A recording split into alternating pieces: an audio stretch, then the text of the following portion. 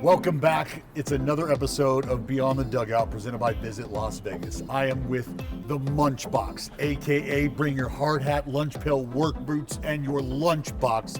One of the best blue collar dudes we've got going in the business right now, Max Muncy. How you doing, Munch? Doing fantastic. Good to see you, my man. I'm going to start with a question I know that you are absolutely disgusted and completely tired of hearing about and being asked, but I think it bears repeating because folks are getting to know you guys right now. That's what this is all about.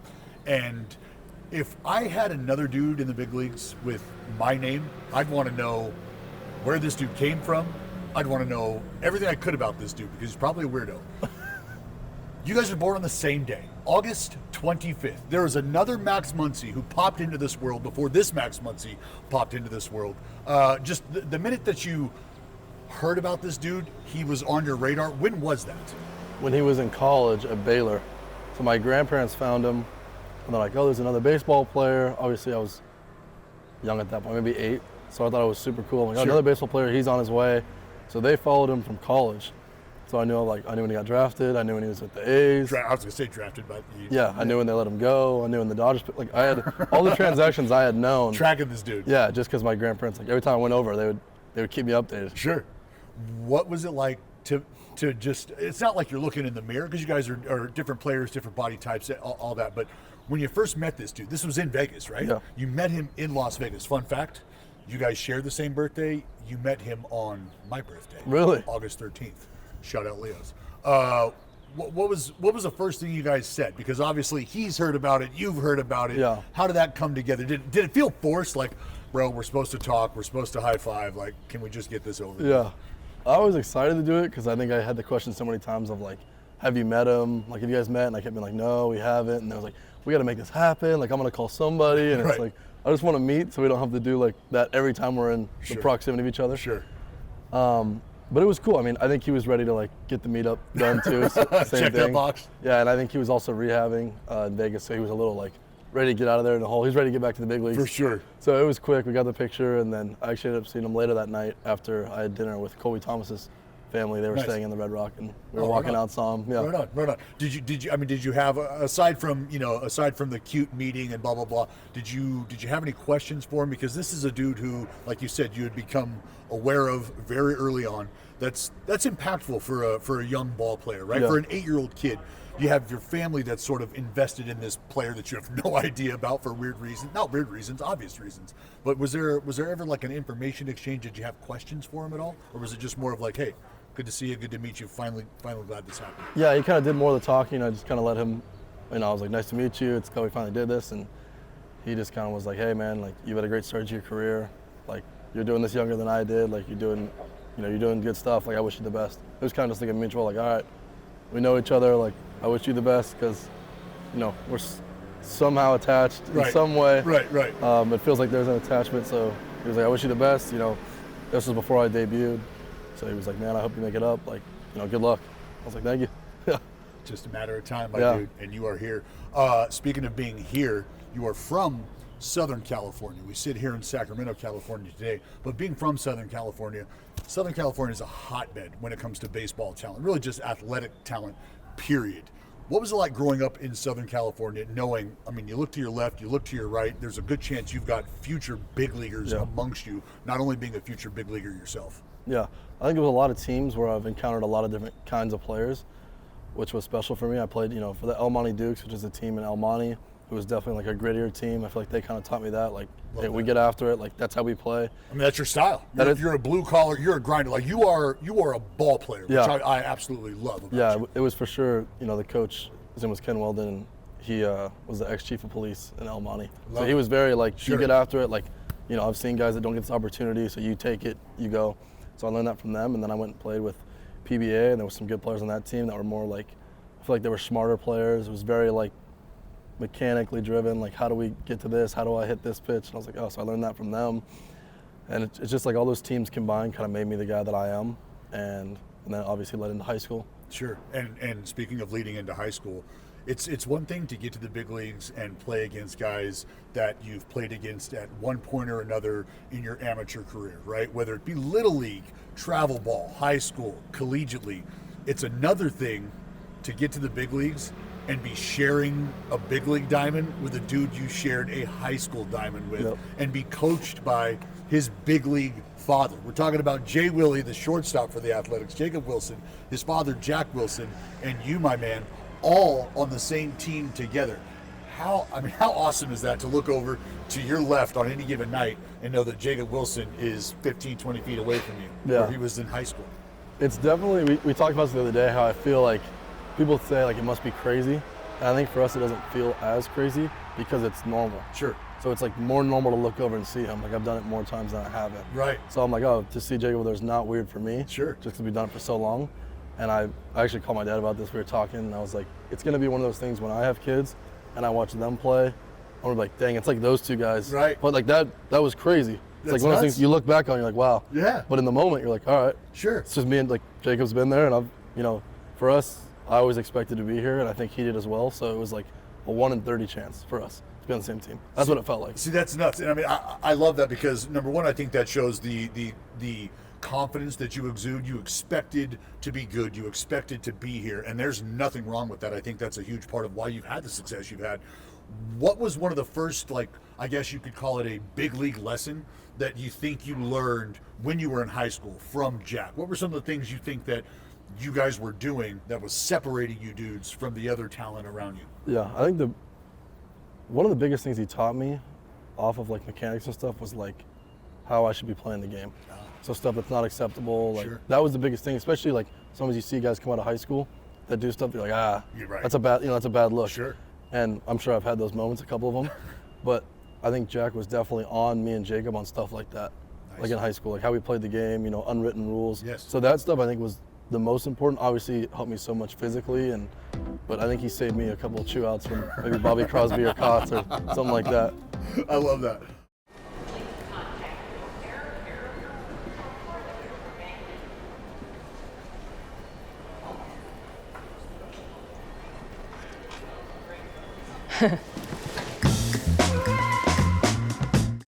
Well, you work your way. I mean, look, you're a first-round draft pick. The green and gold sign you up, and you get to the ballpark. Before that happens, how did draft day go? Were you with mom and dad? Were you with family? How was that unfolding for you? And I knew it was something that was on your radar. Like, Yeah. trust me, when you're a first-round talent, you got a pretty good idea the phone's going to ring. Yeah. But what was that day like? Take us through that day. Yeah, I think it was beginning of the year. I think they slotted me like third round, so I was kind of thinking college. And as the year went on, it started like, you start hearing rumors. Like I played for the SoCal Giants, and those guys kind of know the game. Sure. They have the Fick family, and they were like, hey man, it's like you might be up there. Like you might be in the first. That was the first time I heard that. Ooh. So coming draft day, it was still like, all right, is this real? Right. Or are they just my boys? Like Sure. are they just cool? Right, Like, they're just pumping my tires. yeah, and so I didn't take any calls. It was all, Boris, my agent, so they take all the calls. Mm-hmm. And I remember just sitting there. It was me, girlfriend at the time, her family, my family, and then just like a couple of my boys, a couple of guys I grew up with. And I remember I just sat there like every pick, but I think the first one was like 18 was like the first one that was serious. Uh-huh. And every draft interview I did had like 5 or 6 dudes, GM, assistant GM, whatever. Sure. The A's just had the area scout. Sure. So before the draft, I was like, it's not the A's. Right. Like they had one guy that Right, they got one set of eyeballs care. on, Yeah, that yeah. ain't it. They didn't care. So I remember like a couple teams passing, and I was like, all right, it might be Arkansas. And then I remember I saw my phone ring, and I went in the back with my parents. Like I kind of grabbed them, went in the back. And my parents, if you ever talked to them, they were thinking we were gonna have a conversation, like we were gonna sit down and be like, all right, what do we think? Yeah. He called me, it's and they were go like, time. how does this sound? Like, how does this number sound? I said, good. And they're like, Really good. Yeah, I was like, take it. And then like, let's go play pro ball. My parents like froze. And I was like, all right. Like I gave them a hug. I was like, let's do it. And we walked out, and they were like, rattled. Like literally, like the next day they said that, and they were like, I thought we were gonna talk about it. What do you want to do? Well, there ain't no talking. Right when he said it, I was like, yeah, let's go. And they're Talking's like, done. They're like, you're gonna be an A. I was like, perfect. And then I went out there. The TV's obviously behind a little bit. Sure. So I stood there, and I remember my phone, like I left it up because I thought, everyone's on the same time, but some people have it a little earlier. Yep. So it starts blowing up. Oh. My best friend looked down, he saw it, and he looked up, and I kind of gave him like that. Like, we're going right here, yeah. Give it a second. Oh, and then, that's incredible, dude. That's incredible. Yeah. Now, I want to talk about the transition from high school to pro ball, because we're talking about a dude I mean, you were banging at the varsity level from the minute you walked on the diamond in high school, which is impressive. And the reason I want to talk to you about the transition in pro ball is because, I mean, look, we're boys, right? You were awful initially. You were awful. And when I say awful, I mean your entire slash line, your first year in pro ball, your batting average in high school was better than your entire slash line combined your first year in pro ball. But that's why you're here, is because you're an absolute grinder. What was that initial reaction to professional baseball like for you? Yeah, I think my first stint was tough. I mean, my whole draft class got sent out. So first year, they all went out. It was just me in the ACL. I think I had 35 at bats. I hit a $130, and I remember just going into the off season. I was kind of like, you know, is this thing already slipping through my fingers? Like, did I already like kind of get on the bad side of the team? Did they already think I'm not that good? And I remember just being like, whatever it is, like, I'm just gonna do whatever I can. And if that's not enough, that's fine. But like, I'm gonna do it all. So I went hard in the off season. I came back, hit 230 with 20, and I remember just going back up. My dad's like, tough, man. He was like, that ain't gonna cut it. I don't care if you hit 20. Like, 230's not gonna play. And I remember I had a conversation the next year. I went the whole off season. I changed my swing. I was raking in the off season. You know how that goes. I'm like, I'm gonna come back. I'm gonna hit 300. It's gonna be sick. It's gonna be great. So, a month or two in the year, I'm hitting 230 again, and like 2 homers. And this time last year, I had like 10. So at least I was hitting homers. I'm hitting 230, and I was like, man, this is not how I saw this going. And I actually just talked to Ed Sprague about this yesterday. He came in. We had a 2-hour conversation. The game got rained out, and I didn't even know. I thought we were blowing through the game. I thought he was like, I don't care. Like, so I didn't know. So, and he basically was just like, listen, he was the first guy to tell me, like, he just kept it real and was like, this is not the kind of player you are. Because, you know, you start to believe it. Like, maybe I'm not meant for pro ball. Maybe I'm a 230 hitter. He's like, this is not who you are. You know, I expect more from you. And, like, I needed that. And he's like, let's make a plan that you want to do, that you think will help to get this done. So I started showing up at the field every day at 11, hitting with Craig Conklin, on the field alone for an hour, taking ground balls for an hour, and then doing the full team practice. And from that conversation on, I hit 300, I think, the rest of the time in the minor leagues. So it was really like that conversation of him being like, there's no one left to blame. There's nothing left to complain about. Like, whatever you want to do, we're giving you rein. So go do it, And then that was it. I see a stranger. Sleepless nights. Questionable choices. How questionable? What was the phone call to the big leagues like? You get the phone call, you're going to the show. Who was the first person you called? I called my parents first. I remember Cots told me, and it's kind of, was like, I'm not real good at like taking that information. Like, you just kind of like kind of sit there and it won't register for a little bit. So I was like, all right, you know, I'm going, and we leave in 2 days. So it wasn't like I knew and had time to those at bats. It was like, hey, 2 days you're gonna be on the flight. Because I got sent down out of camp. And then he was like, why don't you just show up tomorrow? He said, I know you're a baseball guy, why don't you show up tomorrow? I was like, all right. So I show up on the off day, I'm sitting there and I'm checked out. He's like, hey, come in the office. So I went from getting sent down, and then you're in the big leagues now. So I went out and called my parents, and that's when I started tearing up. Like, when I called my mom, my dad didn't answer. So I called my mom, and I'm like, you need to find Dad. And like, as she's going to find him, it's kind of taking a while. I'm starting to like, I'm like, you gotta find him. You gotta find him. Yeah, I called them and then my 2 best friends from home, and neither of them answered. So I just texted them in the group chat like, hey, listen, before this gets out, wanted you guys to know. Your boy's going. Yeah, I'm going to the show. Let's go. And then we had to leave for the bus. I had in like 10 minutes to go to the Cubs game, and I had to go watch it. So I'm trying to like get all this out. I'm trying to get dressed. And then I think that was the most fun I've ever had watching a game. Really? Yeah, as I had no chance of going in. They're like, you're not going in today. Everyone knows, just found out I'm going to the big leagues. I'm just sitting in there like. It's like a pre-dig me day. Yeah, I'm like, I'm a big going to the big leagues, Let's go. Yeah. Let's go. Well, you have been an absolute grinder. And speaking of, I want to talk about what I watched unfold this spring, because you highlighted the diligent work that you put in early on in the minor leagues. And I've watched the growth. I've watched the maturation as a player. And I'm not going to say that it's happened overnight, but it has happened quickly, my friend, and it's been impressive to watch. You've put a lot of work in with infield coach Bobby Crosby. What do you think is one of the biggest things that you've taken away just from the early time that you've been able to have with him one-on-one in Arizona and now here daily in the big leagues? His biggest thing is routine, like sticking to a routine. And Bob's great at making you feel good when you need it. Sure. So, if you're a little unsure about something, you don't know how you feel, you don't know how you look, sometimes you don't feel like yourself out there. Bob's great at, seeing it and be like, dude, that's it. Like, that looks good. And you kind of get that confidence, like, all right, I can do this. And obviously Bob did it. So I think that's also important, because sometimes it's hard getting it from some guy that hasn't, because you feel like, oh, you don't know what I'm feeling, Right. or you don't know what it's like to be out there in Sure. this situation. You know what I mean? So with Bob, he knows. He's like, he can almost tell you something that you're feeling before you say anything to him. Like, yeah, he's like, hey, I know you felt like this on that ball. We got to find a way to get rid of that. No doubt. And then you're like, all right. You just know that he knows. Well, it's energy that it looks like, and that's one of the things that I took away just from afar, was watching that connective energy. It's almost like I could stick my hand through the middle of you two, and I could feel the fabric. Like, you could feel what he's putting down. I could see you picking it up, and I can see you applying it. And that's one of the things that I think has, just from, again, an outsider's perspective, has allowed you to grow the way you have, because you're somebody who takes that information, you apply it, and you turn it into success.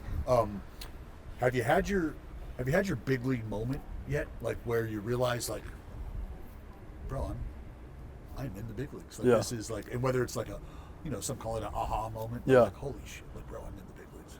I think I had both, like, a good and a bad one. Mm-hmm. And my welcome to the big league moment that was like, oh no, was my first at bat in the league. Really? Yeah. Because, What about it?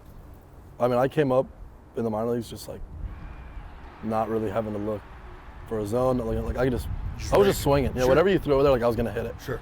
And I remember facing Logan Gilbert opening day, and I was like, oh, they don't know who I am. Like, I'm not to anybody. ambush somebody. Yeah, he's going to throw me a heater, and I'm going to hit it. And he threw me 5 sliders in a row, and I struck out. And I was like, all right, these guys know. Like, they know. what you're looking for. They know your tendencies. And I remember going back down, and that's when I figured out, like, all right, I can sit pitches. If you hang one, I can hit it out. Because you can get by the minor leagues just hitting fastballs middle. Sure. Because they're going to give you one. Sure. So I think that was my big league moment of, like, all right, I need to change this. And I think my positive one was actually when I was sitting in Yankee Stadium, the first game I ever played there. Because I grew up a Jeter fan. Sure. I always thought I was going to, one day I want to play like Jeter. And I remember just sitting there and just looking around, like, because you could take it all. When you're in the game, you're zoned in. Oh, no doubt. You're But locked. yeah, those first couple innings, like, I was sitting, I remember just looking around and be like, I'm really here. Like, I'm in the big leagues. I'm in Yankee Stadium. Like, this is what I dreamed about. Like, I'm just gonna take it all in for the day. It's an incredible feeling. Yankee Stadium still gives me those kind of vibes, even though it's not the old Yankee Yeah. Stadium. It's still Yankee Stadium. There's still something that's special about that.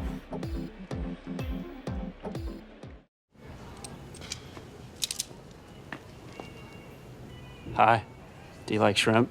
What? Oh, I'm going to Vegas. I like shrimp. We are Beyond the Dugout, presented by Visit Las Vegas. I want to ask you, how cool does it feel to be, and I've been able to sit down with guys like Law, right? Guys like Willie and Shea. What does it feel like to be a part of such a special young core here with the Athletics? Because there's a lot of other teams who think that they have, good crops of young talent, and I can appreciate that. Yeah. But I get to watch what you guys are all about, how tight-knit you guys are away from the field.